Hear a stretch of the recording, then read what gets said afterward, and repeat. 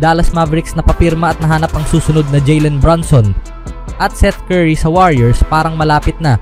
Inendorso ni Steph Curry si DeAnthony Melton. Katulong sa shooting ang hinahanap.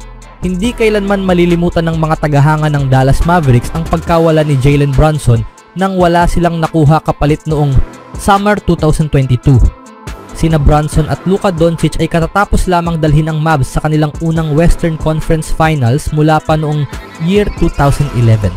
Ngunit pinili ni Brunson na umalis at lumipat sa New York Knicks bilang free agent sa halip na manatili sa Dallas at ipagpatuloy ang pag-usbong ng isa sa pinakamahusay na batang backcourt duo sa liga.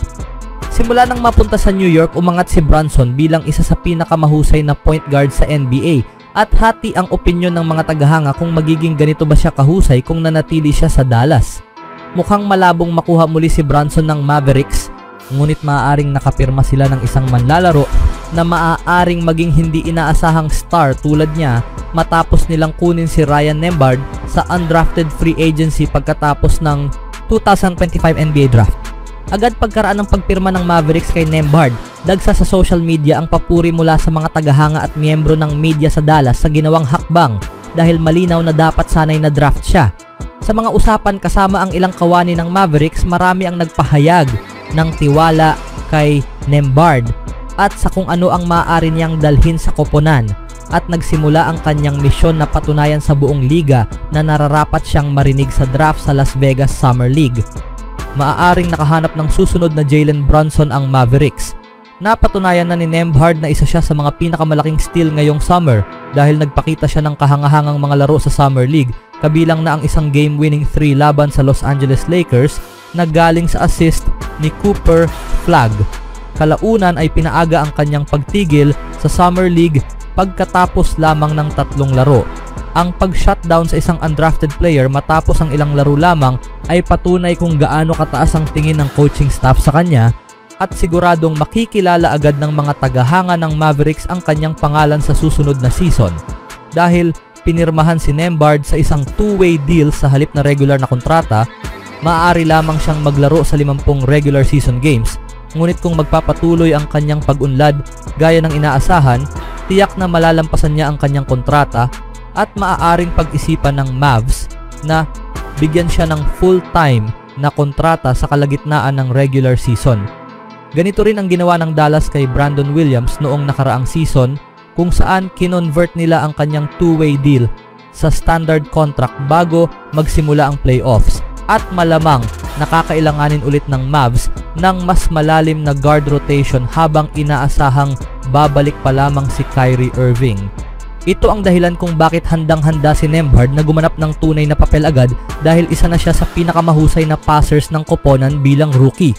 Malaki ang pangangailangan ng Dallas sa playmaking habang nagpapagaling pa si Irving at kung ang 344 assists for Nembhard na nanguna sa buong bansa ay hindi pa sapat na patunay ng kanyang kahusayan sa pagpasa, hintayin niyong makita siya habang naglalaro kasama ang mga elite lob threats gaya ni na Derek Lively at Daniel Gafford. Tulad ni Brunson, si Nembhard ay nakatanggap din ng kritisismo dahil sa kanyang tangkad matapos ang kolehiyo dahil siya ay 6 na talampakan lamang ngunit taglay niya ang lahat ng kasanayan upang maging bahagi ng rotation sa NBA.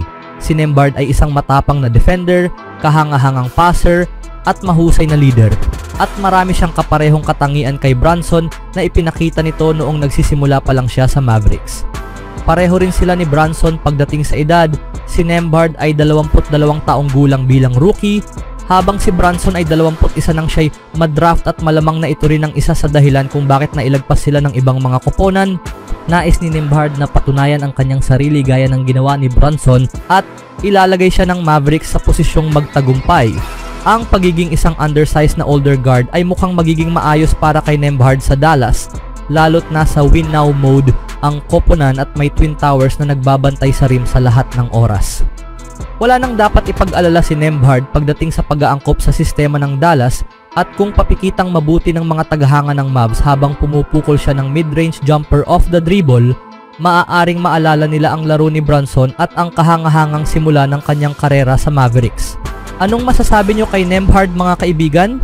Sa ibang balita naman, patuloy na nagsasaliksik sa merkado ang Golden State Warriors sa kabila ng kanilang hindi pa naayos na sitwasyon kay Jonathan Kuminga. Patuloy na nagpapakita ng interes ang Golden State Warriors sa ilang target habang hinihintay ang pagresolba sa kontrata ng kanilang batang forward. Ayon sa tagaloob ng Warriors na si Anthony Slater, may ilang manlalaro na nasa radar ng organisasyon ngayong off-season. Kasama sa listahan ang parehong mga halatang kandidato at ilang nakakagulat na pangalan na maaring makatugon sa mga pangangailangan ng kanilang roster. Wala si Malcolm Brogdon sa talaan ayon sa ulat, ngunit nananatiling pangunahing target si Al Horford habang si DeAnthony Melton ay isang posibleng muling makasama matapos ang kanyang maikling paglalaro noong nakaraang season dulot ng injury. Gayunpaman, ibinunyag ni Slater ang isang kawili-wiling koneksyon sa pamilya na maaaring magdagdag ng shooting depth. Ang pamamaraan ng Warriors ay sumasalamin sa kanilang pangangailangan na punan ng ilang partikular na kakulangan sa roster sa pamamagitan ng mga estratehikong karagdagan sa halip na malalaking pagbabago. Nagbibigay si Seth Curry ng koneksyon sa pamilya at dagdag na shooting depth. Sinabi ni Slater ang interes ng Warriors kay Seth Curry bilang bench shooting option na lumilikha ng posibleng koneksyon sa pamilya kasama si Stephen Curry. Ang veteranong guard ay kilala sa kanyang matatag na kakayahan sa 3-point shooting sa buong karera niya. Gusto nila ng dagdag na shooting. Isa pang pangalan na naririnig ko na may mutual na interes, si Seth Curry bilang potensyal na bench shooting option na may koneksyon sa pamilya. Dagdag ni Slater, naka-average si Seth ng 6.5 points while 45.6% shooting from the 3-point range in 68 games kasama ang Charlotte Hornets noong nakaraang season. Pang-apat siya sa buong liga sa efficiency sa mga manlalarong nagpapakawalan ng hindi bababa sa 2 3-point attempts kada laro. Ang koneksyon sa pamilya ay maaaring magbigay ng dagdag na motibasyon sa magkapatid habang tinutugunan din nito ang pangangailangan ng Golden State para sa maasahang perimeter shooting. Ang karanasan ni Seth bilang bench contributor ay akma sa mga pangangailangan ng depth ng Warriors. Ang kanyang konsistensya mula sa labas ng arc ay nanatiling matatag sa kabila ng madalas na pagpapalit ng koponan sa kanyang karera. Umaasa ang Warriors na maisasalin ang pagiging maaasahan ni Seth sa kanilang sistema habang pinatitibay din ang relasyon nila kay Stephen Curry sa pamamagitan ng ugnayang pampamilya.